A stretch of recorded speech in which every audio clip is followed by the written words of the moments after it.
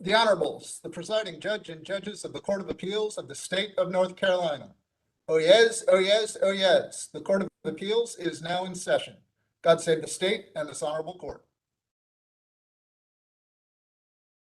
Good afternoon and welcome to this remote session of the North Carolina Court of Appeals.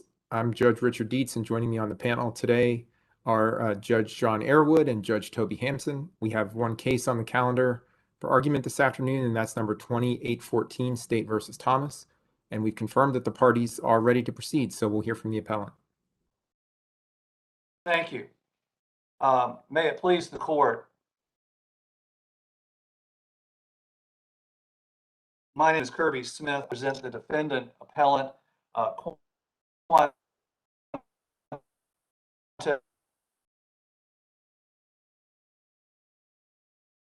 intelligently to represent himself at trial if he has not been first advised by the court of the permissive for the offenses. This case really started on July 22nd, 2019, when Quantez Thomas was indicted by the Guilford County Grand Jury on 59 felonies. On August 19th, Quantez went before Judge William Wood in Guilford County Superior Court for his first appearance. Judge Wood advised Quantez that he was charged with 58 felonies, 44 Class I felonies, which Judge Wood told him were punishable by up to 24 months in prison, and 14 Class H felonies, each of which was punishable by up to 39 months in prison. Now, there is a slight discrepancy here. Judge Wood did advise Quantez of 58 felonies rather than 59. However, needless to say, Quantez, what do you want to do about a lawyer? Quantez said, well, I want to represent myself. Judge Wood Quantez to sign a will form, and Quantez refused. He said he wanted to reserve that right. There was some discussion, and eventually Judge Wood put down on the waiver of counsel form that Quantez refused to sign the form. Then the court heard Quantez's trial motions. Quantez had filed numerous motions prior to appearing in court. These were for a motion to dismiss the charges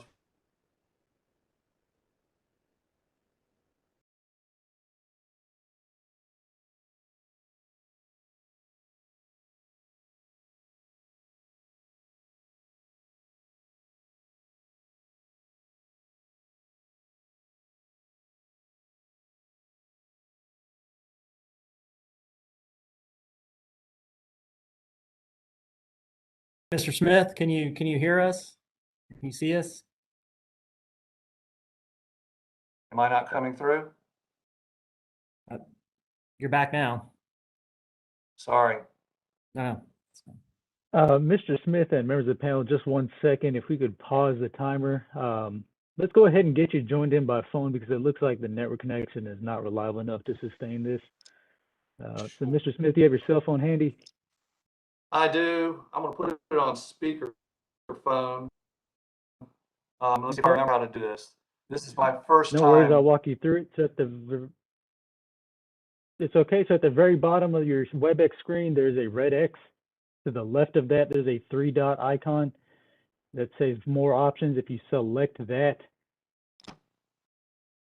I'm putting in the phone number now. Okay. Should I say call me or call in? Just call me. You can do call me and then type your cell phone number in that square. All right, and then click on switch. Yes, sir.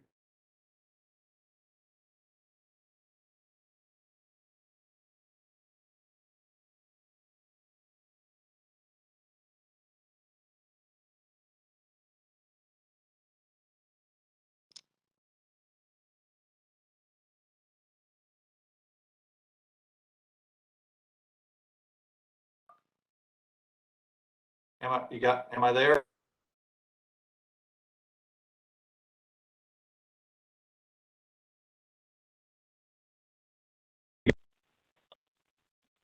Go ahead and Can you speak, hear me? Mr. Smith. Yes, sir. Okay, you're joined by phone now. Okay. Give me one. I'm sorry about that. Are we ready to continue? So you can All right. continue. Thank you. Quantes continued to file motions, most of which were regarding the lack of a probable cause hearing. He believed that since he did not have a probable cause hearing, the trial court did not have jurisdiction to hear his cases. So much so that on September 3rd, 15 days later, Quantes went back to Guilford County Superior Court, and it was the state who moved to have him evaluated to determine if he had the capacity to proceed. The state argued that Quantes was charged with 59 felonies, that it intended to indict him as an habitual felon, that Quantes was facing a substantial prison sentence if convicted, that he wanted to represent himself, and had filed numerous motions with the court, many of which the state described as nonsensical, all of which had been denied, and that Quantes was continuing to file these motions from jail. As a result, the state did not believe Quantes understood the severity of the situation and did not have the capacity to make rational decisions in his best interest. Quantes, of course, objected to being evaluated, insisted he was fine. Nonetheless, the trial court granted the motion and ordered that Quantes be evaluated. 6 days later, on September 9th, Quantes was in fact indicted as an habitual felon. On September 1st, over 50 days later, Quantes appears in Guilford County Superior Court, again in front of Judge Wood, and this is significant because Judge Wood was the same judge who did Quantes' first appearance on August 19th. Quantes comes into court for his first appearance on the habitual felon indictment. And the first thing that happens is Quantes is served with his indictment that day in court. And Judge Wood asks Quantes what he wants to do about a lawyer. Quantes again says he wants to represent himself. Judge Wood asks Quantes to sign the waiver counsel form. Quantes says he doesn't want to sign it. He wants to reserve that right. And Judge Wood marks on the waiver counsel form that Quantes refused. Judge Wood then told Quantes that he was charged with breaking, entering a motor vehicle, misdemeanor larceny, and injury to personal property as an habitual felon, and that he faced up to 88 months in prison if convicted as an habitual felon. There was some discussion after that, but eventually the court realizes that Quantes has more than just one Class I felony. Quantes actually has 59 pending felonies. Judge Wood tries to recess the hearing and put it off till the afternoon, telling both the state and Quantes that he has to calculate Quantes' exposure on these 59 charges as an habitual felon. Quantes actually protests because he wants his motions heard. He's continued to file motions while he's been in jail, and the record is replete with all of his motions. And Judge Wood actually tells Quantes, he says, look, I can't hear your motions because I have to make sure you understand what you're charged with and the consequences of these charges. Because if I don't do that, you can't be tried without a lawyer. Quantes responded saying he knew he was looking at prison time and he knew it was a big number. And at that point, after some discussion, Judge Wood looks at Quantes and says, didn't I advise you on August 19th of the permissible punishments for these charges as an habitual felon? And Quantes, yes, you did. And so with that, the court said, I'm going to find that I've already advised you of your sentences as an habitual felon back on August 19th. The problem is here, Quantes was not indicted, was not informed of the permissible range of punishments for these offenses on August 19th. So the court order on that was erroneous. Quantes came back to Guilford County Superior Court on December 13th and January 31st to have more of his motions heard, but the court did not take up the issue of counsel. Judge Hamilton, excuse me, on January 31st, said she was not going to second Judge Wood's orders. I lost video. Can you folks still hear me? Yes. Yes. All right, I'm gonna continue on even though I don't have video. These cases came on for trial on February 11th in front of Judge Michael Duncan. The first issue was joinder. The state moved to join the 15 cases on appeal for trial. Oddly enough, Quantes moved to join all 59 of his cases for trial. Judge Duncan denied Quantes' motion and told Quantes it's probably not a good idea to have all of your cases joined for trial. Judge Duncan noted that Quantes had refused to sign the waiver of counsel form and said he was representing himself, and so the case went to trial. On February 14th, Quantes was convicted of 4 Class H felonies, 5 Class I felonies, 4 Class I misdemeanors, and being an habitual felon. On February 16th, Quantes was sentenced to 2 consecutive judgments. His convictions were consolidated into 2 judgments, one a Class D felony, to which he was sentenced to serve a minimum of 67 and a maximum of 93 months in prison, and the other a Class E felony, for which Quantes was ordered to serve a minimum of 26 and a maximum of 44 months in prison. If the court had explained the permissible range of punishments to Quantes, it should have gone something like this. Quantes was faced with 6 Class H felonies, which would have been treated as Class D felonies if he had been convicted as an habitual felon, for which he faced serving up to 204 months in prison on each offense. On the Class I felonies, those would be treated as Class E felonies if he was convicted as an habitual felon, and he would have faced serving up to 88 months in prison on each of those offenses. With the three misdemeanors, Quantes could have served up to 4 months on each of those, meaning Quantes faced a maximum punishment in this case of 1,764 months or 147 years in prison on these charges.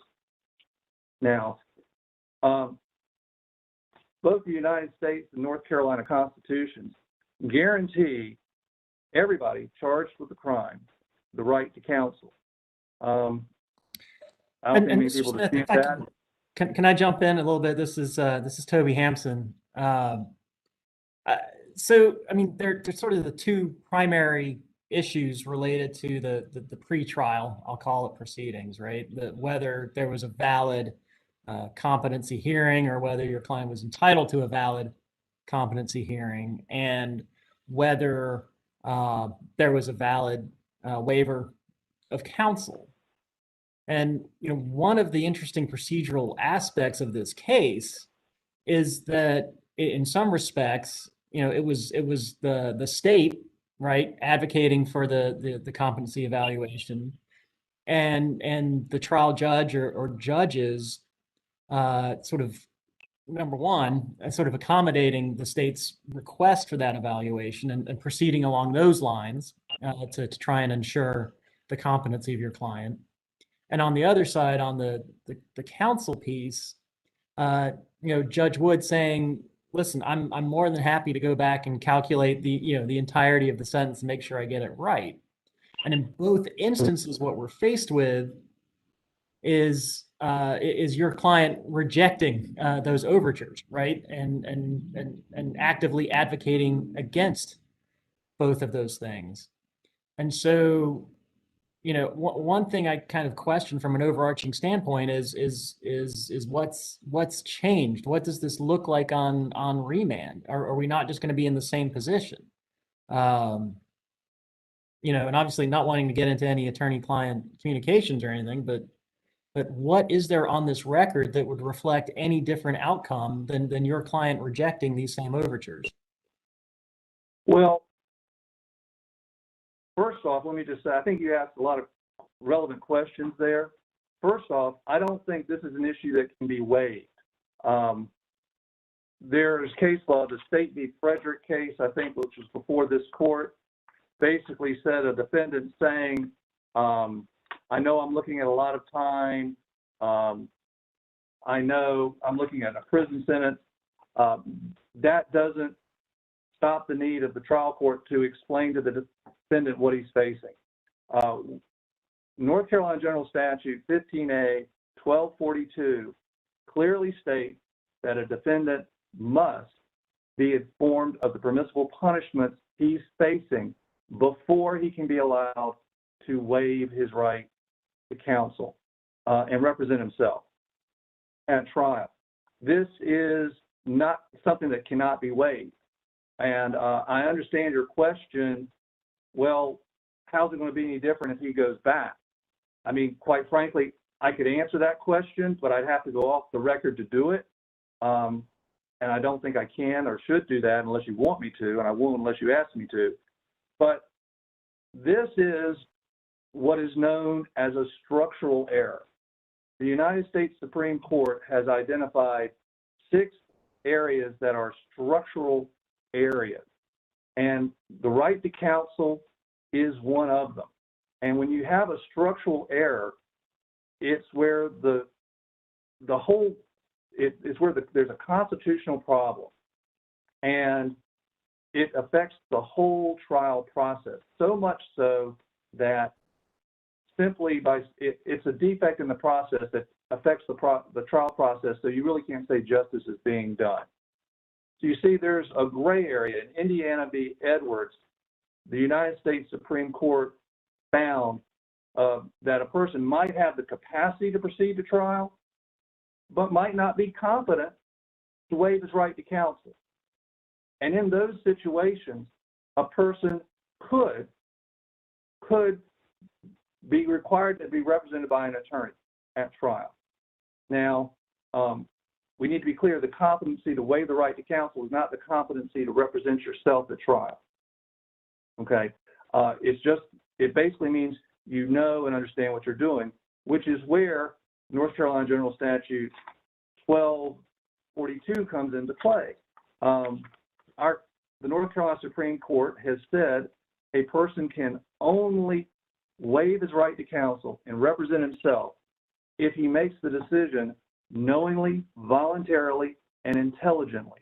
Now, how do we know if a person does that? Well, the General Assembly answered that for us. The General Assembly passed 15A 1242, and it says a defendant may elect to represent himself at trial only after the trial court has explained his right to counsel to him, and this is an abbreviated version, of course, that the defendant understands and appreciates the consequences of his actions and comprehends the nature and charges and the proceedings against him and the range of permissible punishment. This is a mandate. This is not something that came down from our courts. This is what the legislature says must be done. And so we are dealing with a legislative mandate that says these questions must be asked. And in this case, I hate to use the word, but I think it's clear from the record, Quantes was never told what the permissible range of punishments are as an habitual felon for all the charges against him. As a result, he could not have knowingly or intelligently waived his right to counsel. Now, you may be right, Judge Hampson. We may be going back and doing the same thing all over again. There's nothing in the record that tells us otherwise, but that's, I hate to say it, immaterial. That question has to be asked. It's a structural error. It's deemed prejudicial, and quite frankly, is an automatic reversal. Thank you. I was going to ask someone to tell me about the time. I'm losing video and I don't see the clock all the time. So if I get close to 5 minutes, I'd appreciate if someone would let me know. Smith, this is Judge Airwood. You alluded a couple of times or mentioned a couple of times in your argument about your client not being competent to waive counsel. And I've looked through this record, and I know over your client's objection there was an evaluation done, and we know what the outside letter said, and I don't see anywhere in the record any sealed document that's not in the record about what else might have been in that evaluation. And I don't see anything in this record that would tend to indicate that your client is not competent by any forensic professional. Is there anything in this record that does that? This shows, are you talking to Judge Arrowwood about capacity to proceed or competency to waive the right to counsel? Well, if he has I just want to be. capacity well, is there anything that says he's either, actually? No, there's nothing in the record that I've seen that shows he lacked the capacity to proceed. My argument on capacity was basically that it wasn't a proper hearing. You have someone who doesn't want to be declared incompetent, allowed to represent himself. You have what I will call a very quick one-day evaluation, which is an interview at the jail and interview with jail staff. There's no looking at prior records because Quantes wouldn't sign a medical release. And then we have a hearing where Quantes isn't even allowed to speak. I shouldn't say allowed to speak, that came out wrong. He's not given an opportunity to speak. Of course, given an opportunity to speak, he probably would have agreed. But the competency issue is very different from capacity. Competency is a higher standard. And we don't judge your competency based on your ability to represent yourself at trial. The competency is, do you know what you're doing when you waive your right to counsel and elect to represent yourself? And that goes to the meat of 15A-1242, which is why the court must go through this analysis. I hope I answered your question there. I wasn't trying. I know I got a little long-winded. I mean, this is a situation where the state, we just have to look at what the state's concern is. The state was concerned back on September 3rd that Quantes did not appreciate the severity of the situation. That's why they filed the motion to have him evaluated. Then we have a situation where Quantes is not, excuse me, advised of the maximum punishment or the permissible range of punishments, so he's not in a position to make a knowing or intelligent offer. The state seems to allude in its brief that this, that what the court did was adequate, but I don't see anywhere where there's a citation to any authority showing that what the court advised here was adequate or suffice. All the statute says is the court must be satisfied. And that's true, but here the court didn't tell Quantes the maximum punishment allowed by law, which is the standard in our courts. The state also seems to allege that this is harmless error because Quantes got less time, 88 months, or I'm sorry, got 88 months, or got less than 88 months, excuse me, than what the trial court told him he could get. First, I disagree with that. Quantes got a total of 93 months minimum, but more so, harmless error analysis in this situation is inapplicable. If this is structural error, as I contend it is, then this court should not look for harmless error. This court should look to see whether the trial court properly advised Quantes of his rights and informed him of the permissible punishment. If it did not, then his conviction should be reversed, and the case should be remanded back with instructions to properly advise Quantes according to North Carolina General Statute 15A-1242. And Judge Hampson, just to go back to one of your previous questions, please remember Quantes was tried on 15 charges. He had 59 felonies pending. This just took care of 12. He's got a lot more back there. So it's not like he's out of the woods with this. The problem in this case is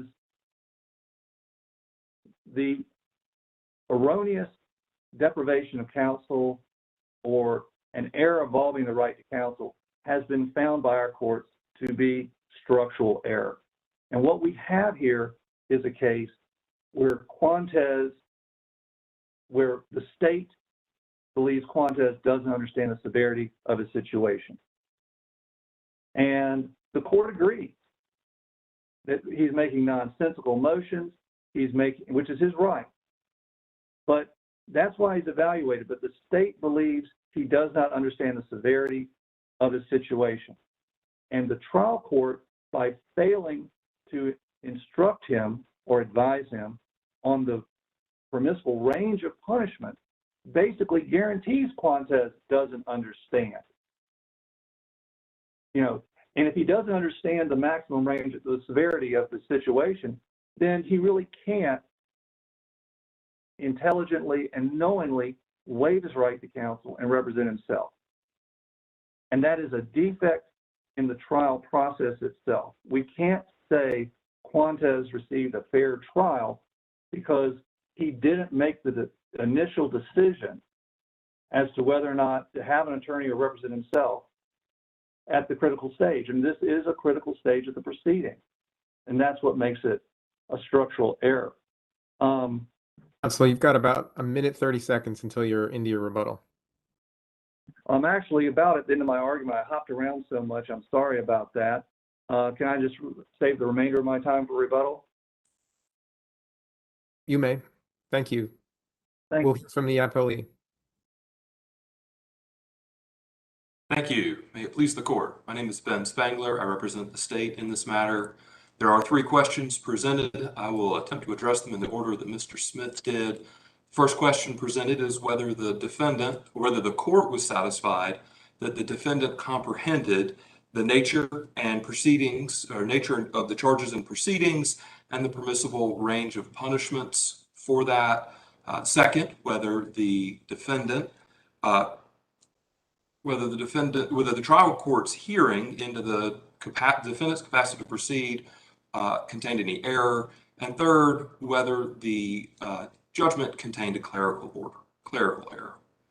The first of these 2 issues presented require us to balance the defendant's 5th, 6th, and 14th Amendment rights to due process, the right to be represented by an attorney, and the right to waive that and represent themselves.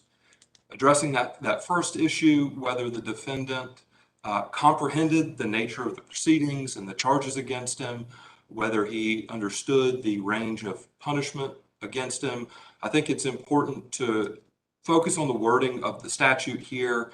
I know we've mentioned in several kind of shorthand versions of this particular language. We're talking about, maximum punishment or anything like that, whether the defendant was actually advised as to the specific number of months he was facing.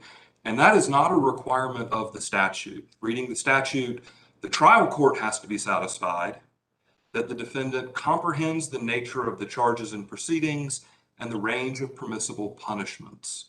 So if we go to the record and we take a look at what the defendant was advised and what the court had reason to believe the defendant comprehended, we've got that the defendant was advised on the bulk of the charges on one hearing date. He was advised as to the felony, the habitual felon charge on a separate hearing date.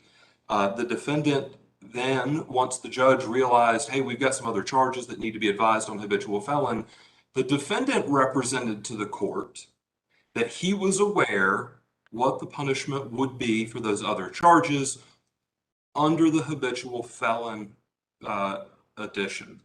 So we have abundant evidence before the court that is sufficient to satisfy the court that the defendant comprehended what he was facing. He had the charges read to him a number of times. He'd had a range of punishments read to him. And the defendant himself, I think this goes to Judge Hampson's point, the defendant himself, to the extent there's any error, the defendant invited that error. He created the error by refusing to be brought back that afternoon on the November 1st court date, refusing to be brought back to hear more stuff. He said, hey, I've heard all this. Telling me anything more isn't going to change my mind. And I think that's important. I think it's important that the defendant actively participated in that.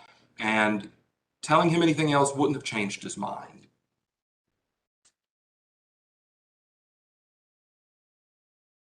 Mr. Smith discussed that there are a number of cases where a defendant has said, I know I'm facing a lot of time, and that has not been sufficient to meet the statutory understanding of comprehending the nature of the charges and proceedings and the range of permissible punishments. The cases that Mr. Smith cites there, that's pretty much all the defendant is informed of. He's informed that you face a lot of time. And in this case, that is not what we have. We do not have the mere statement, you're facing a lot of time, or the defendant saying, I know I'm facing a lot of time. We've got a tremendous amount more that this defendant has been educated. The record is complete with instances where the judge says, you're going to have to be your own attorney.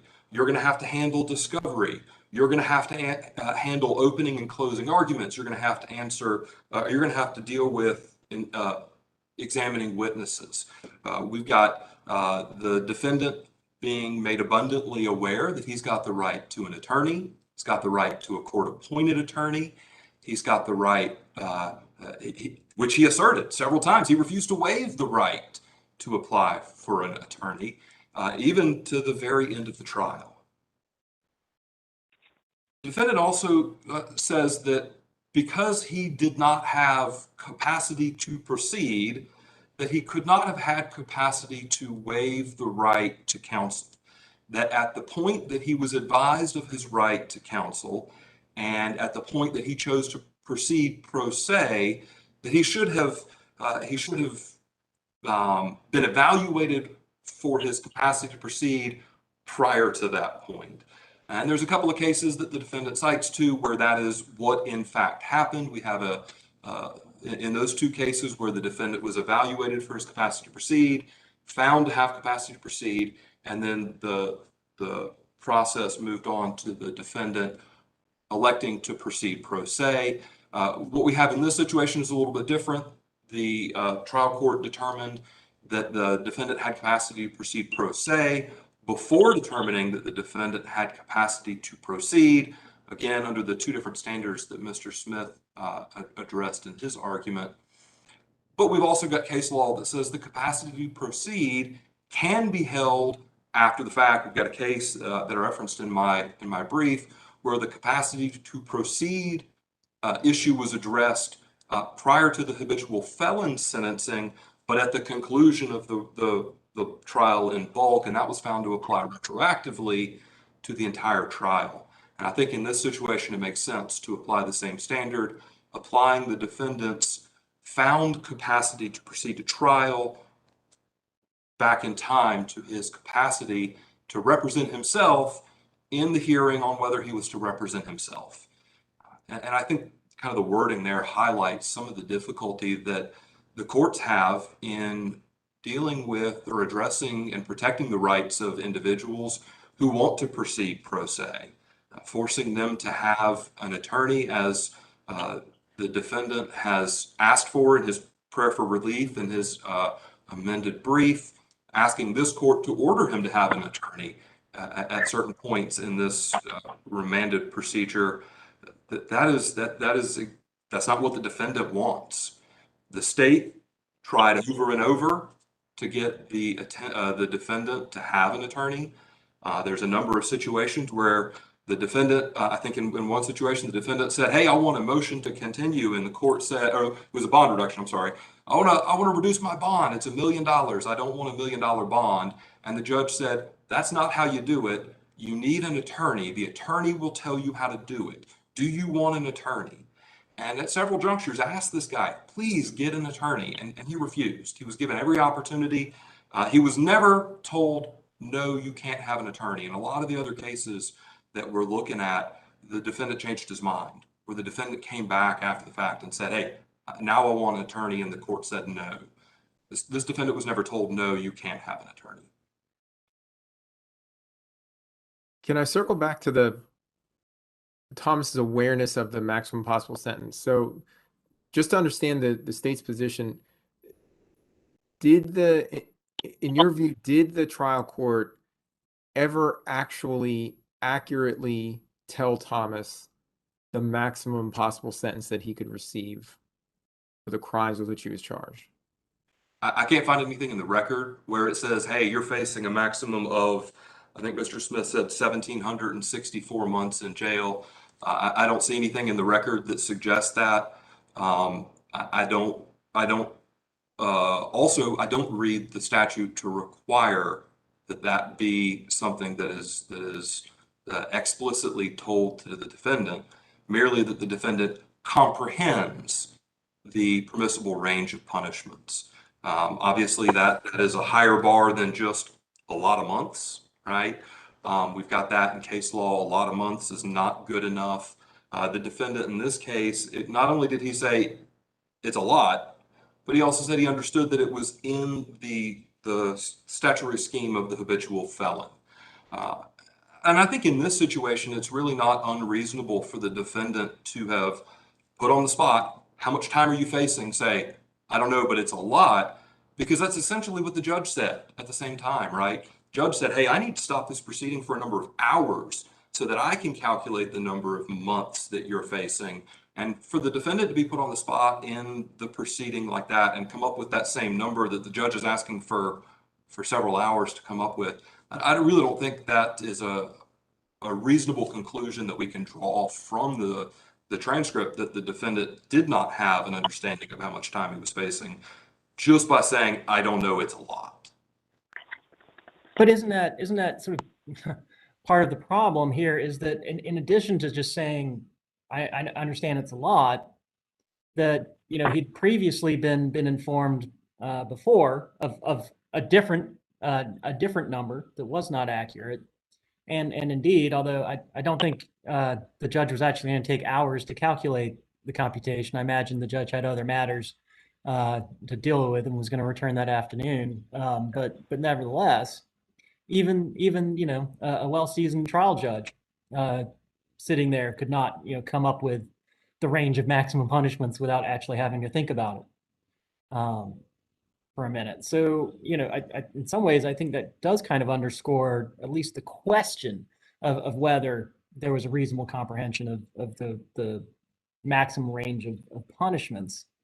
And sort of building on that, why, you know, do you agree that this is structural error? That if this is in fact error, is it structural, requiring a new trial, or what do you draw from, or can you cite to that says this would somehow be subject to prejudicial and error analysis?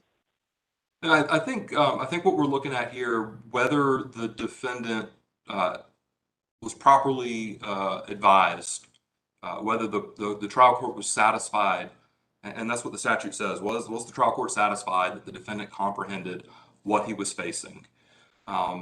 You know, if we are going to add to that not only does he have to comprehend the maximum or the range of permissible punishments, but he's also got to have that told to him as a specific number of months, then you know, I don't see how that's not structural.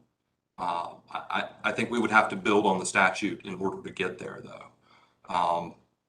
That would be the state's contention at this point.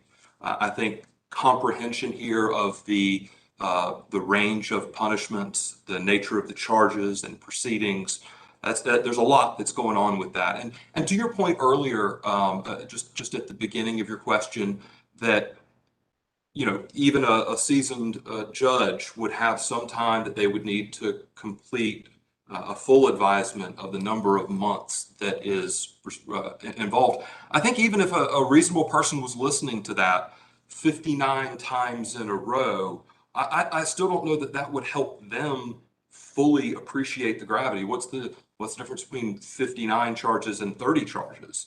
You're still sitting there listening to a tremendous amount of overwhelming amount of time that you're facing. I think if you take a look at the transcript and you go back to the arraignment, which happened at the very beginning of the trial, I think it's 11 or 15 pages, something like some tremendous number of pages where the charges were read against him. Each of the counts of the charges were read against him. And by the end of the arraignment, you know, the defendant started the arraignment, not guilty, not guilty, not guilty, not guilty.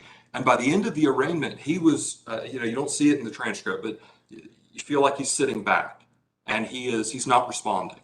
And the judge is entering a plea of not guilty for him because he's not responding. And, you know, he understands what he's facing. And that's, you know, that the arraignment there was for the 14 counts that Mr. Smith was talking about, not for the 59 counts that he was in total charged with. So I think what we've got to appreciate here is that the defendant comprehends what he's facing, that is a totality of the circumstances approach for the trial court. All right, the trial court has to be satisfied in the totality of the circumstances. Those are my words, that the defendant comprehends what's going on. And if you look at the record, we've got a defendant who he knows how to file motions, right? We've seen him file a bunch of motions. He might not know the law as well as the next person or anybody gathered here today. But he's aware that he's got certain rights. He's aware that he can assert those rights or try to assert those rights by motion. He's engaging in thoughtful communications with the court during some of these hearings. And I think, you know, to Mr. Smith's point, the state is the party that made the motion for a competency evaluation. And the state did that because the state didn't really understand what the defendant was trying to achieve with the motions. And I guess this is going to the second point, you know, the validity of that competency hearing. The state here is under an obligation. The state and the trial court are under an obligation equal to that of the defendant to raise the issue of competency at any time that it's called into question. And I think Mr. Smith in his brief, the defendant in his brief, said that to hold that a defendant can proceed in this competency hearing without assistance of counsel undercuts the adversarial nature of our proceedings. This is not an adversarial question, right? Statute 15A1002 does not create an adversarial proceeding. Rather, it creates a community proceeding. We are all trying to get at the question of whether this defendant is capable to proceed to trial because we want to protect his due process rights. And the same thing applies with the decision to move to pro se. Whether the defendant can move forward with pro se, the court is trying to make a determination as to whether this defendant is capable of proceeding. I think that the court is able to rely on the defendant's, or should be able to rely on the defendant's assertions. The defendant asserted, yes, I graduated from high school and I went to a year of college at A&T. I can read and write. I can draft motions. I have been advised under the habitual felon of how much time I'm facing. I think it's reasonable to allow the court to rely on representations from the parties. Let me go back then to because I heard you use the term invited error. So we have a situation where the court says, it's going to take some time for me to go back and figure out exactly what the maximum sentence is and tell you. So it'll be this afternoon. And then Thomas says, essentially, no, or imagine a hypothetical defendant that says, no, I demand to know right now. I want to move forward. I don't want to wait. I waive the right to know that, et cetera, et cetera. Can you do that in your view? Can you waive that if the statute requires that the trial court explain to the defendant the maximum possible sentence he can receive, and the defendant doesn't want to know it? Can you waive that statutory requirement? I don't think so. I think the court has to be satisfied that the defendant comprehends what he's facing. And if the trial court does not have any evidence in front of them that allows them to draw that conclusion, I think the trial court is in charge of the courtroom, right? Trial court can tell the defendant, no, you're going to wait while I satisfy myself as is required by the statute. And what we've got here is the defendant said, no, I don't want to wait. Furthermore, I'm going to tell you, I know what I'm facing. I know it's a long time. I don't have the number in front of me, but I know it's a long time. And I know it's that I've been, that the number I have in my head, the amount of time that I'm comprehending is based on habitual felon, not on the original number of months that were advised. Going to the issue of the competency hearing, I think I want to just briefly touch on that. The competency hearing was conducted. It was requested by the state based on their comprehension or incomprehension of the defendant's filings. The judge's lights on now.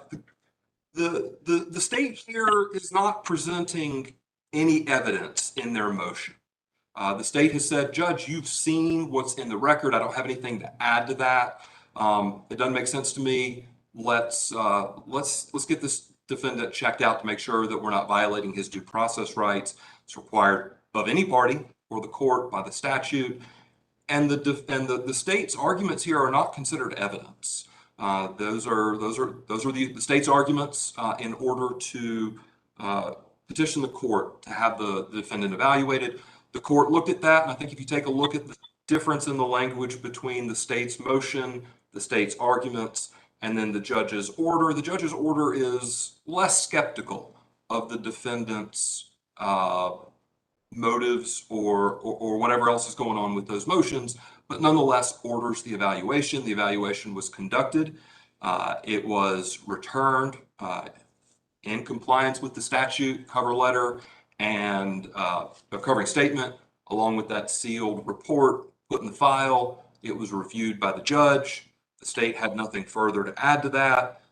The defendant, he was in court. I think if you read through the transcript, the defendant knows how to speak up for himself. The defendant knows how to interject himself into proceedings and make himself known. He did not do that. And I think that's satisfies the defendant's opportunity to be heard. He was in the courtroom and he wasn't told to stop talking, as he was in a couple of other situations, including during that arraignment that we discussed just a minute ago.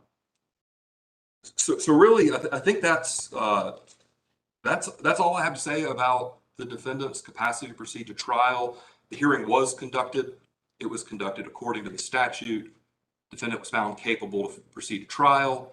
That applies retroactively to the beginning of the proceedings, such that the defendant did not need to have an attorney compelled upon him during the hearing on whether he could proceed pro se. The defendant was able to represent himself at that hearing. He proceeded pro se and presented his evidence as he saw best suited his situation. To go back after the fact and let him have another chance at this, to let him have, you know what, I'm not going to take an attorney the first time. Now I've changed my mind. I want an attorney now that he's been convicted. That seems like it's not in the best interest of justice.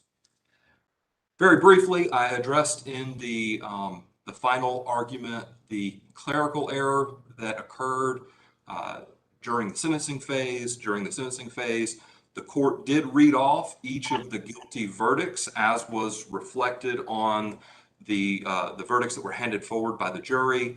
The verdicts that were handed forward by the jury that appear in the record match what the judge read into the record. And then when the judge went through to consolidate the charges, consolidated pretty much everything else up under one CRS number, and later whoever was writing that up for the judge mistyped something, entered a felony where a misdemeanor should have been entered. I think it's clear from the record that error occurred only as a result of that clerical error.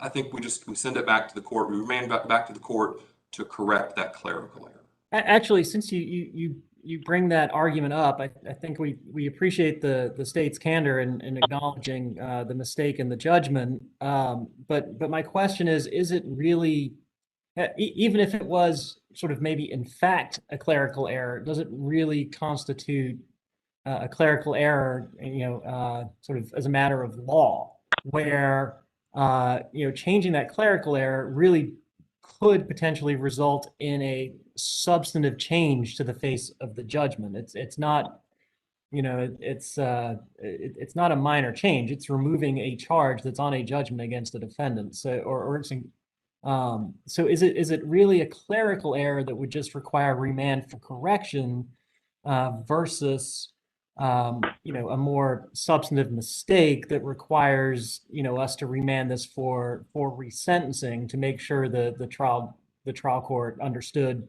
what it was doing in imposing the sentence here. I think that is that's a fantastic question, and to answer that, I will direct you to the transcript. We're looking at page 660 to begin with, and at the beginning of 660, the judge is reading off all of the charges as the judge knew them, all the convictions as the judge knew them, and in reading that off, he reads off guilty of breaking and entering a motor vehicle, guilty of misdemeanor larceny, another 2 counts of guilty of misdemeanor larceny, another count of breaking and entering a motor vehicle. And the breaking and entering a motor vehicle are the 2 felonies, 3 misdemeanors. He reads off 3 misdemeanor larcenies, 2 felony breaking and entering a motor vehicle. The judge knows exactly what the convictions are. The judge, in addition to having those forms from the jury in front of him, has read into the record what he knows the convictions, the sentences he's getting ready to impose to be for.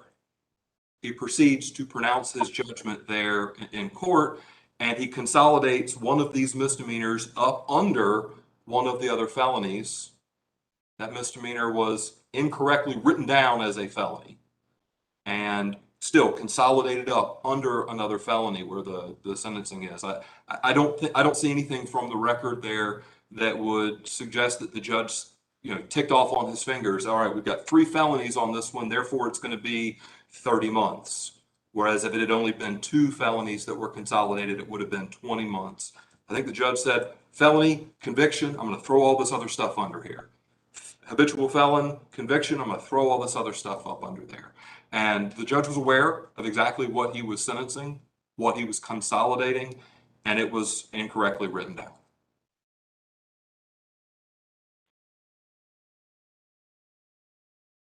If there are no other questions, I would like to conclude by asking this court to find that there was no error in conducting the hearing into whether the defendant knowingly and voluntarily decided to represent himself, that he comprehended the nature of the charges and proceedings and the permissible ranges of punishments for those charges. Second, that there was no error in conducting competency hearing. And finally, ask that you remand to correct the clerical error. Thank you. All right, thank you, counsel. Any rebuttal? Yes, sir. May it please the court. I think the issue here, trying to put it in perspective as I listen to the state's argument, is we're dealing with 2 competing constitutional rights. That's really the crux of the problem. We've got a constitutional right to counsel and a constitutional right to represent yourself, and they can't coexist. It's either one or the other. And this is a critical stage of the proceeding, and if the court gets it wrong, it's structural error. In other words, to deny counsel to someone who's entitled to it is structural error, and to not allow someone to represent himself when he's entitled to it is structural error. So because this is structural error, and because we're dealing with 2 competing rights, there is no waiver of this issue. A guy can't say, I waive my right. No, this is a right that is not waivable. It's not subject to harmless error analysis. This is coming straight out of both the United States and North Carolina Constitution. So, and how do we deal with it? Well, we look to the legislature. The legislature tells us how to deal with it.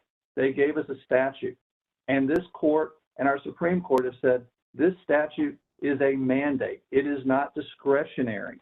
Yes, it does say the court must be satisfied, but the inquiry is not.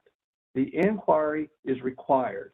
And the third prong of the inquiry is the defendant must understand the charges against him and the range of permissible punishment. That was not done in this case. I think it's disingenuous to say the defendant understands what he's charged with and the punishment because he's never been told what the punishments were.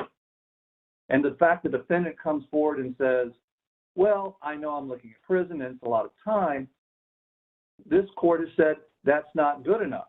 You must tell, and Judge Dietz, to answer your question, what should the court have done? I think all this court needs to do is look at what Judge Wood did on August 19th. On August 19th, Judge Wood advised Quantes at his first appearance after he was indicted on the 59 felonies. He said, you are charged with 44 Class I felonies, punishable by up to 24 months in prison each. You are also charged with 14 Class H felonies, punishable by up to 39 months each. That is what Judge Wood did on August 19th. That's what he should have done on November 1st. And quite frankly, I believe that's what Judge Wood wanted to do and intended to do. But for Quantes saying, you know, you've already advised, actually, I take that back. It was Judge Wood who asked Quantes, didn't I advise you of the permissible punishments on August 19th? And Quantes said yes.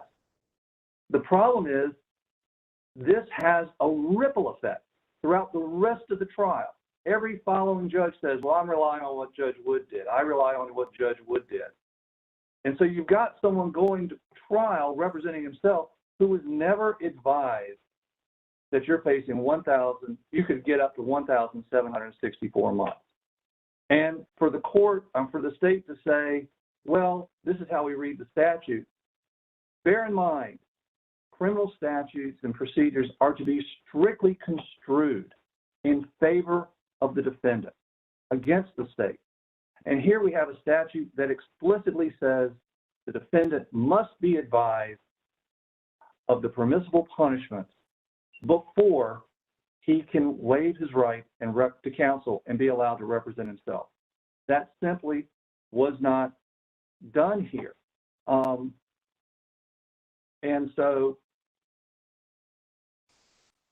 what this leads us to is a situation where the state is concerned the defendant doesn't understand the severity of his situation. The court apparently shares that concern because it ordered an evaluation.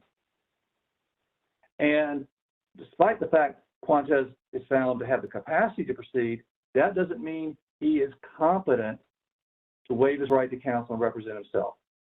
You know he is competent to waive that right when the court is satisfied he knows all the things contained in 15A-1242, and he doesn't.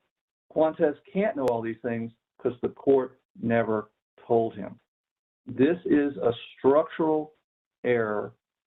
It requires the convictions be reversed and remanded back to Guilford County Superior Court with instructions to properly advise Quantes under 15A-1242 if he still wants to represent himself. If he doesn't, so be it. He can have an attorney.